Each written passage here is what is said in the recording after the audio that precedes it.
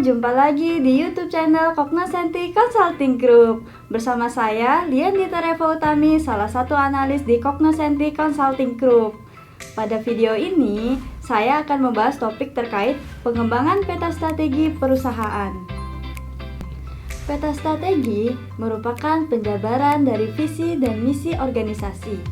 Peta strategi merupakan suatu gambar skenario bagaimana strategi organisasi yang menyeluruh, prioritas, dan jangka panjang dilaksanakan secara sistematis, terstruktur, dan terukur. Peta strategi adalah diagram yang digunakan untuk mendokumentasikan tujuan dan strategi utama yang dikejar oleh organisasi atau manajemen perusahaan yang berisi sasaran strategis organisasi, ukuran yang dikenal dengan Key Performance Indicator, dan angka target yang ingin dicapai.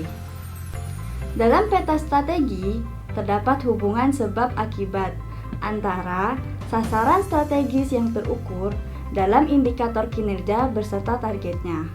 Sasaran-sasaran strategis yang tergambar dalam hubungan sebab akibat tersebut merupakan representasi dari rencana strategis organisasi. Dalam praktiknya, peta strategi diukur dengan alat bantu manajemen yang disebut dengan Balance Scorecard.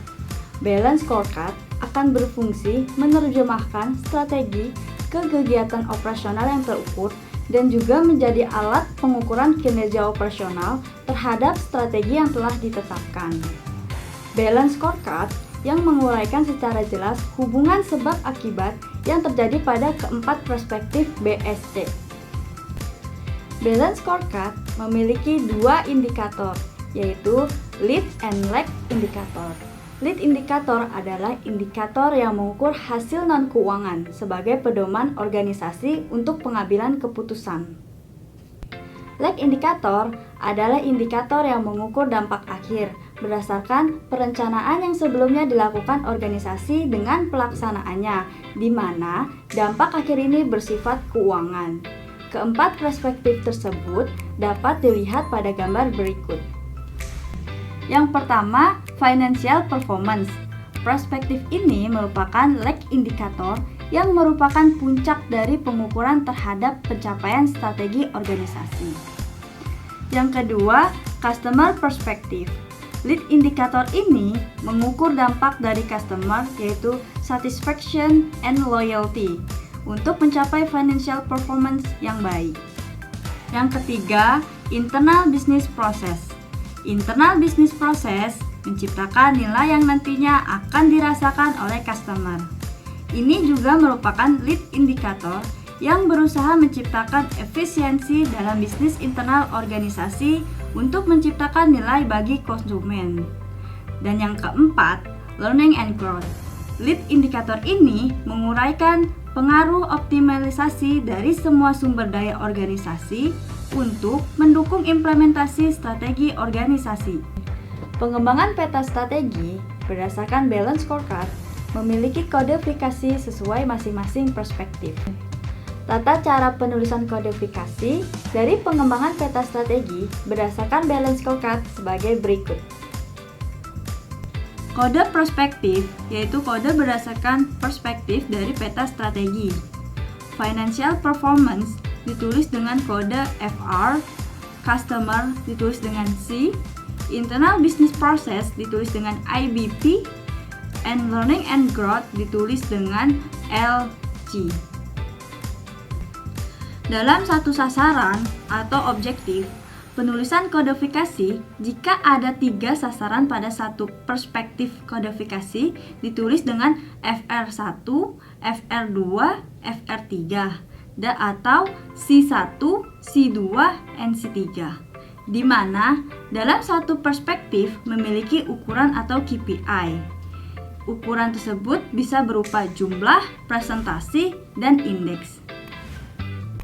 Berikut adalah contoh desain peta strategi sebuah usaha yang bergerak retail atau grosir.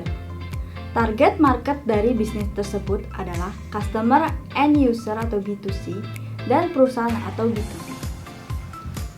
Pada desain usaha PT LRU dibagi menjadi 4 perspektif.